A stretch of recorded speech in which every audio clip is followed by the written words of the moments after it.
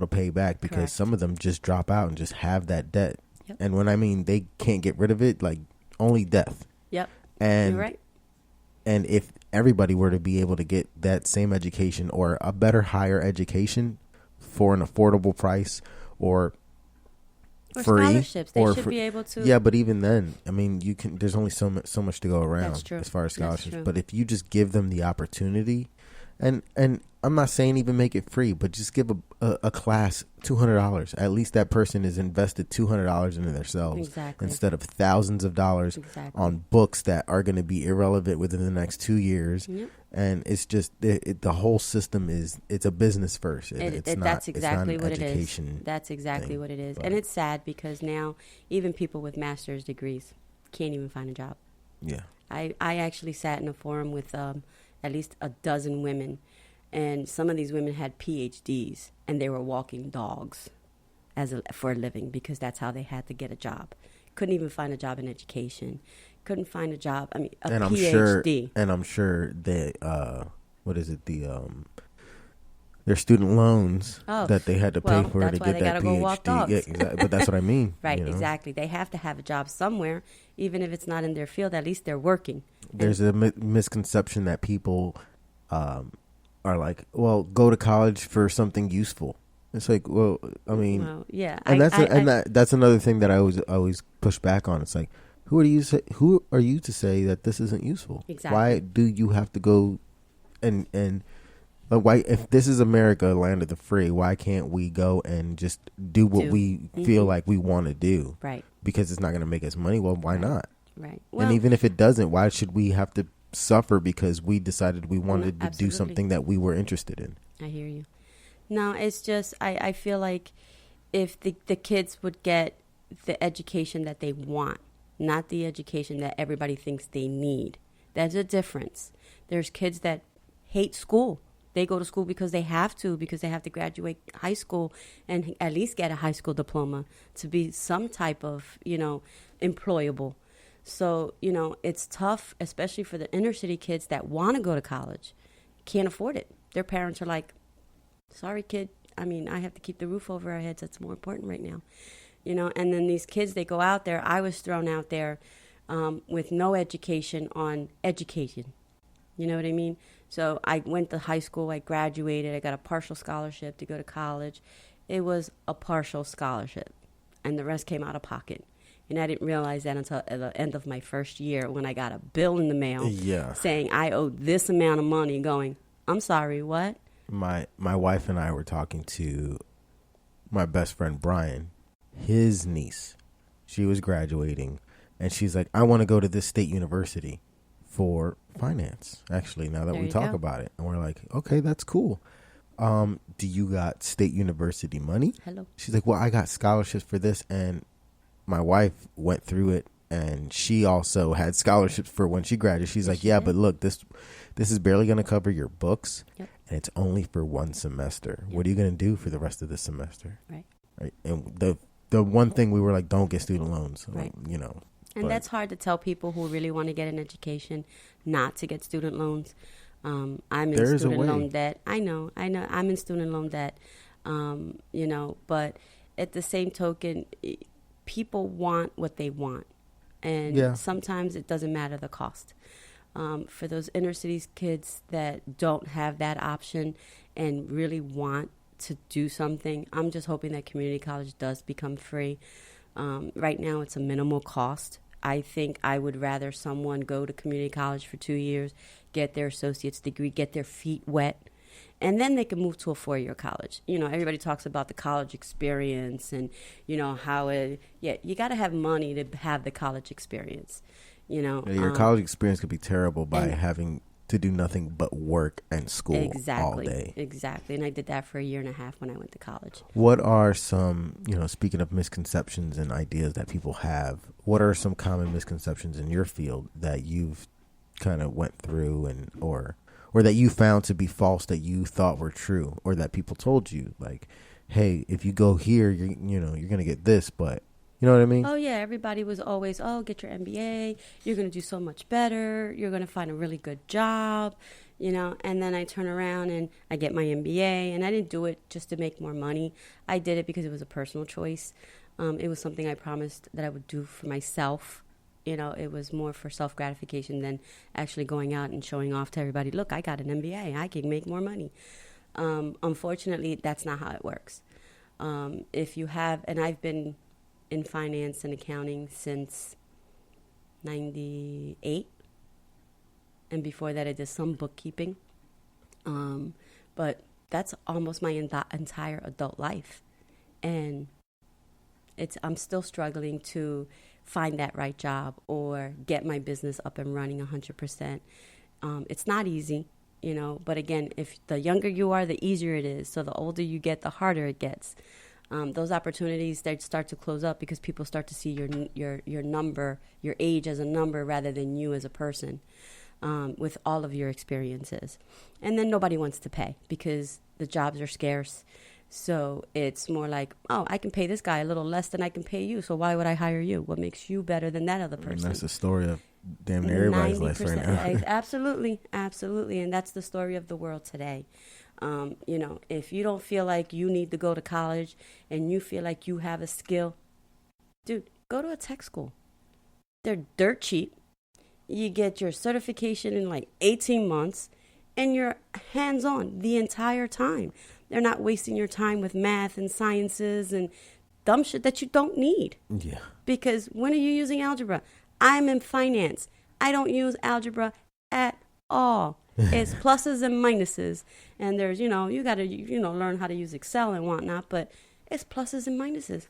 That's and it. even using Excel, there's courses online that'll teach you how to do. YouTube will teach you how to use Excel. Exactly. And plenty of times I've gone to YouTube to figure out how to put a formula together because I had to put a complex sheet together. And it works. It works. You can educate yourself. You don't have to pay for these courses. And sometimes you find jobs that they want to educate you because they want to keep you on. I think that's awesome. But there's very far and few between anymore. You don't hardly ever see that anymore in companies. Companies don't want to, they don't want to invest in their people. They want to invest in their company. They forget that the people are the ones that run the company. You have your CEO, you have your CFO, but then you got everybody else that actually does the work behind them. If it wasn't for us behind them, they would make their jobs 10 times more difficult than it actually is. Well, we talked about your life. We talked about all the things that you struggled and went through. Mm-hmm. And also ultimately about how you wanted to help people. You didn't want to just be, hey, I'm just trying to pocket a bunch of money. No, of course not. You want to help people. Yep. So let's circle back around, talk about The Block Is Back. Okay. How did you get involved with The Block Is Back? Well, my kids, they're all friends from high school. They're a bunch of young, beautiful children. They're all grown up now, and they're still my kids. They started with cleaning up the neighborhoods, cleaning up the streets.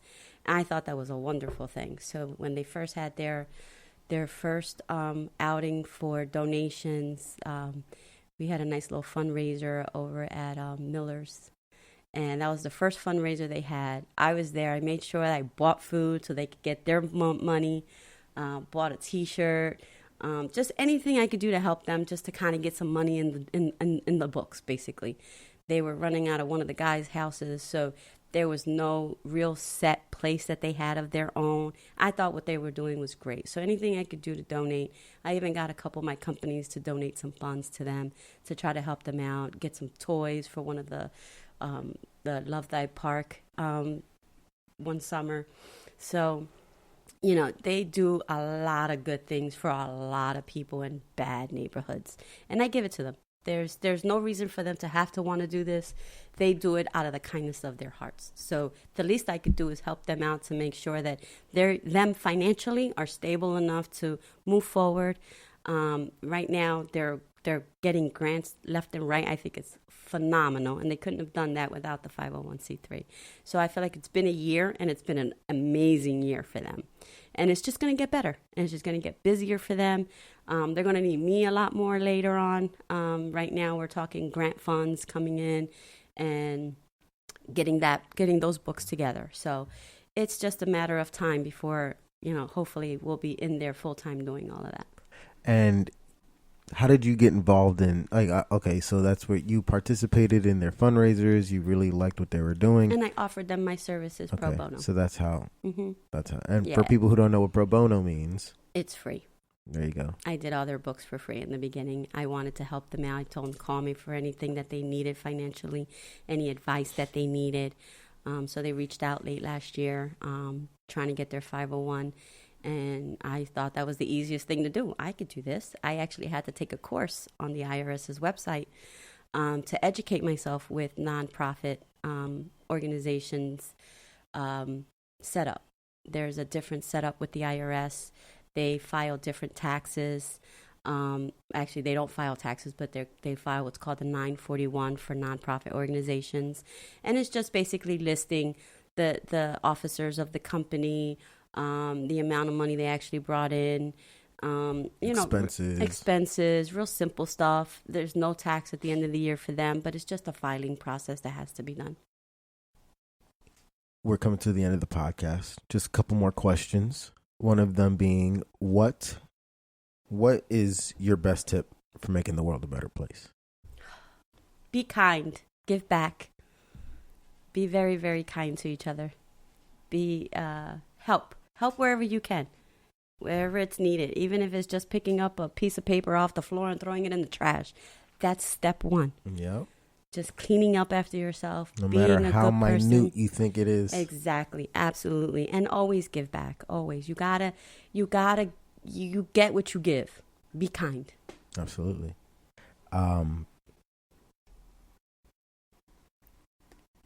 If you could step into my shoes and the roles were reversed, did I ask you something that we didn't cover or that you wanted to cover that we didn't actually get to, or any last words for the audience? I think you did a pretty good job. You covered just about everything. There's really, only thing I can say is, I don't know, just strive for the best. Go for whatever it is that you want. It's out there. As long as you work hard enough for it, you can get it. There you go. Well, for the listeners of this podcast who have been paying attention throughout the duration of since the podcast started, they would know who you are. Yes. Elizabeth Negron, from Liz Consultings. They know that you are Negron Consulting Associate. I'm sorry. That's okay. They are you are a sponsor of The Block Is Back. I am. You are an integral part of their whole operation on what they do. And like I said, for those who are paying attention, they would know that you are my mother. Yes. If not, then surprise, surprise, the kid that she had was me.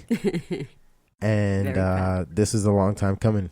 I wanted to get you on because of, like I said, integral part of our favorite nonprofit organization, and sure. You do a lot, and but you do a lot of the background things that people don't know. Like I said, the world of finance. I mean, you spoke on it. You gave all the details. I could barely keep up, and I'm sure people who aren't in that field also were like, "What is this lady talking about?" Exactly. With some of the things, Sure. But that just shows how complicated and complex and crazy the verbiage and vernacular is for that field. Yeah, it's a whole other language. I took some real accounting 101 classes, accounting intermediate classes. Accounting is a totally different language. So it was difficult for me, the accounting piece of it. I like the finance. Now, there's two different things when you're looking at finance and accounting. Finance is more geared towards paying the bills, processing payroll, pulling in funds, processing financials. Accounting is more analytical. It's more geared towards we could put money here, move money there, do this, do that. So I kind of dabble in a little bit of everything. But again, you got to enjoy what you do. If you don't enjoy it, it makes your job that much harder. And you're making a difference. A lot of the stuff that you're doing is very important. People don't see the background things that are going on True. And now they do. Now they see. Now they know who you are. If you